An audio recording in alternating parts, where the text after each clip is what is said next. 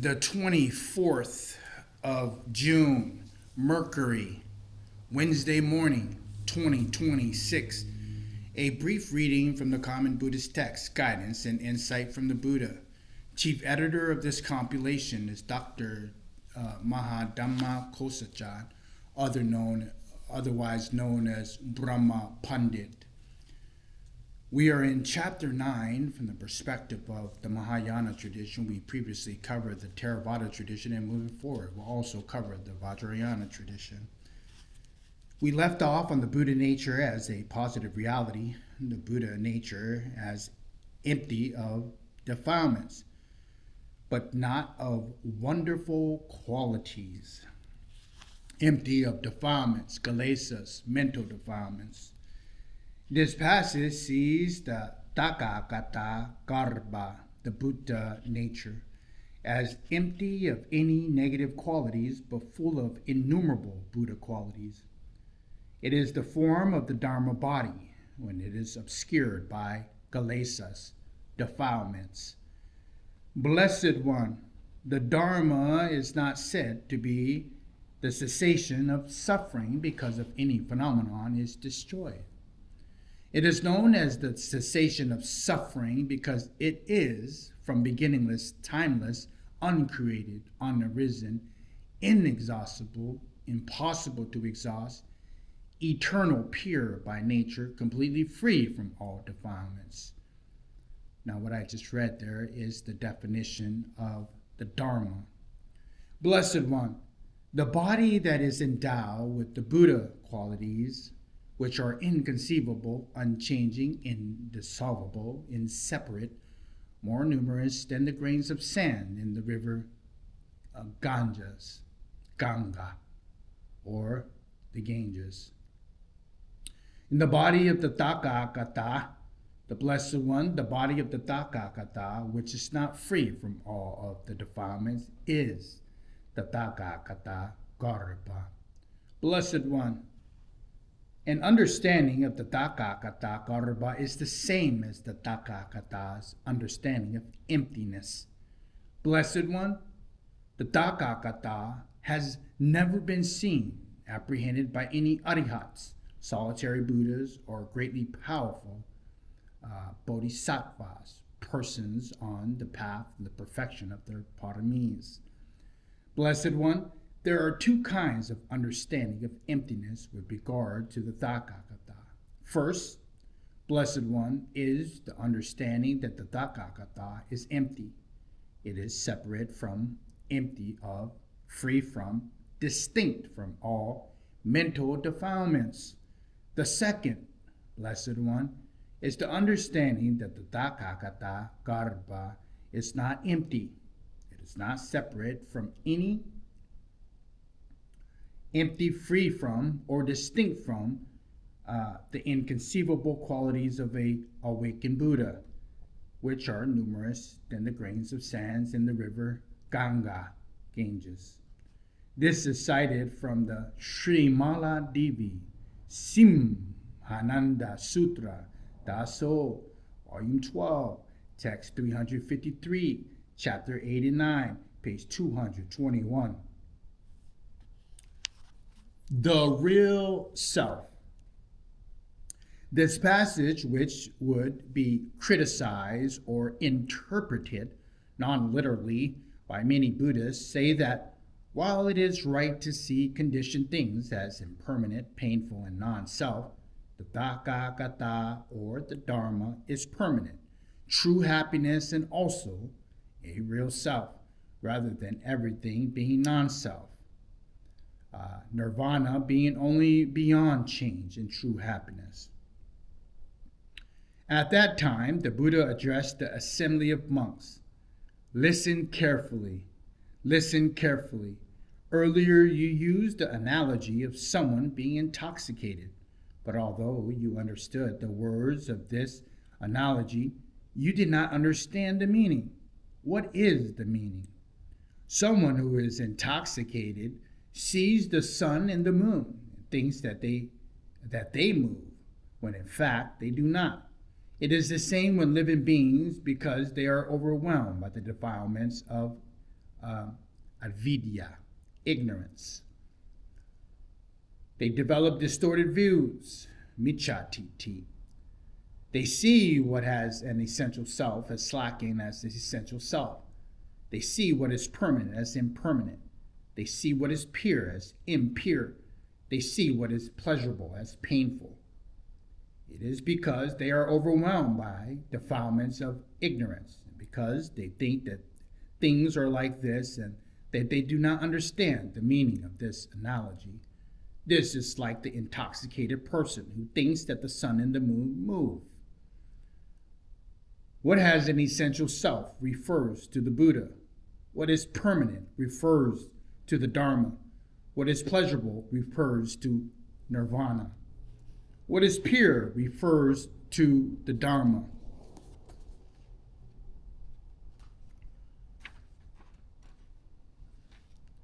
Monks, why is it said that someone who thinks that an essential self exists is arrogant, proud, and conceited will continue to wander in the rounds of samsara vata?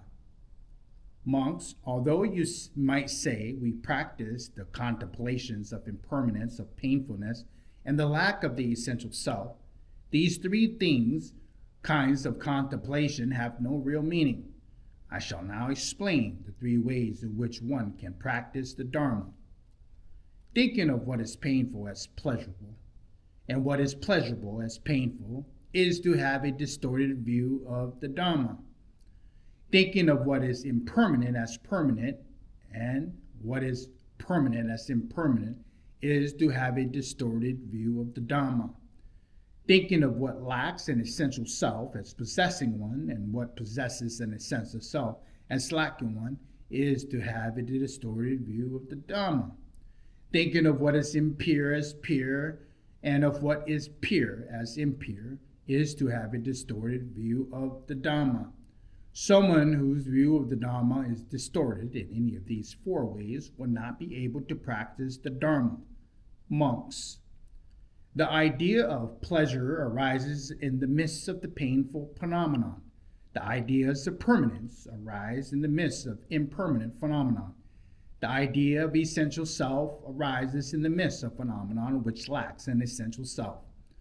The idea of purity arises in the midst of impure phenomenon. The ideas of permanence, pleasure, and essential self, and purity exist in both worldly and transcendental teachings. Worldly teachings contain the words of the first ideas, but not their meaning. Transcendental teachings contain the words of their meaning. Why is this the case?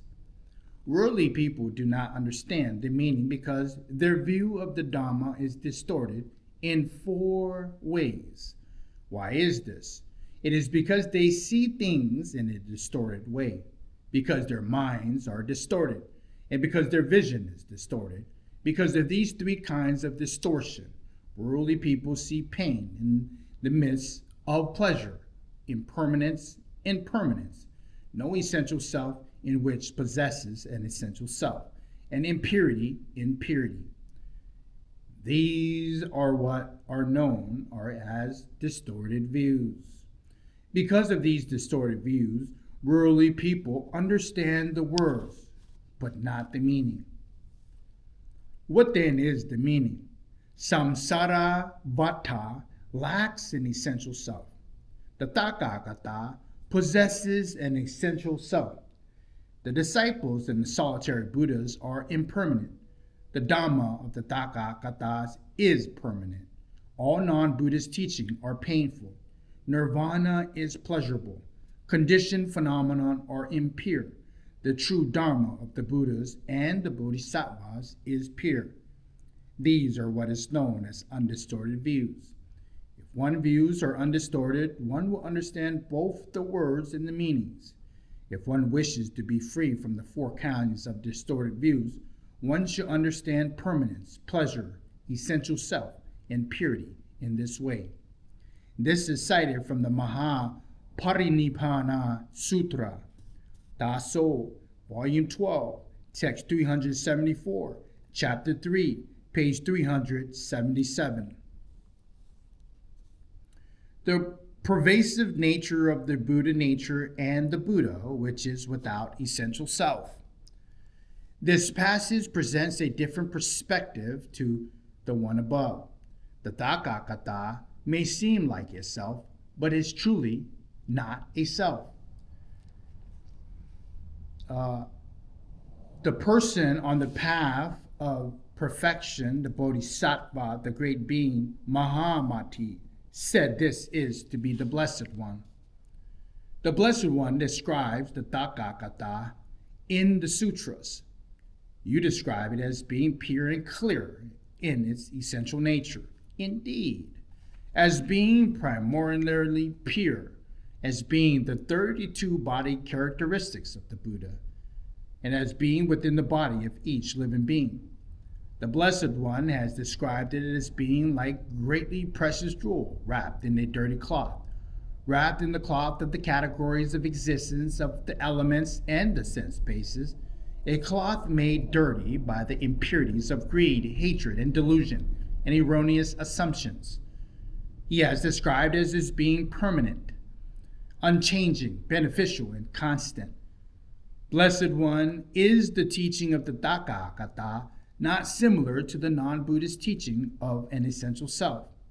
These non-Buddhist teachings that the essential self is permanent, that it acts, that it has no qualities, that it is omnipresent and undying. The Blessed One said, "No, Mahamati, my teachings of the Tathagata is not similar to the non-Buddhist teachings of an essential self.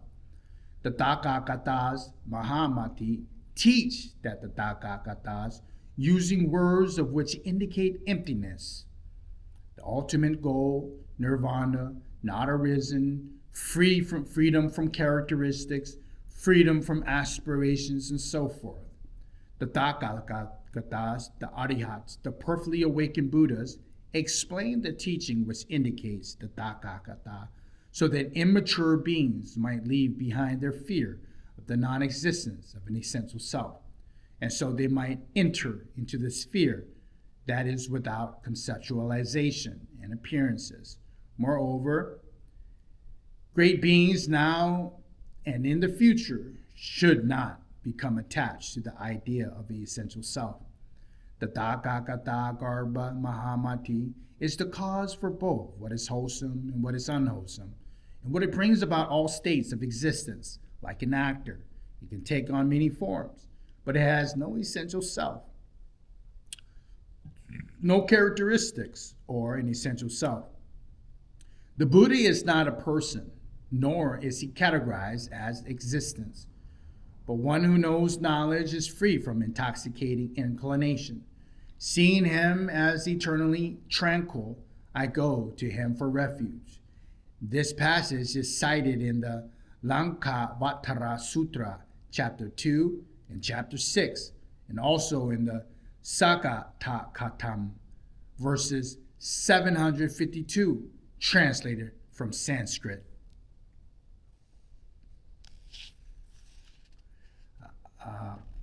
The realization of the Buddhahood in this very body. This passage is from the Vajrayana text of the influence in the East Asian Mahayana Buddhism tradition, which is the lesser vehicle. Moreover, Vajrasattva, someone who is practicing the greater vehicle, should cultivate a mind set on the path which is not dependent upon conditions, and on the fact that the nature of phenomenon is what they lack in essential self. Why should they try to do this? If a practitioner has already observed the substratum of the categories of existence and knows that in their essential nature they are like an illusion, a mirage, a reflection, an echo, a will of fire, or the ethereal city, Vajrasattva, by practice in this way, he will abandon the idea of the essential self. He masters his mind and free of delusion. He realizes that his own mind is originally unarisen. Why is this the case?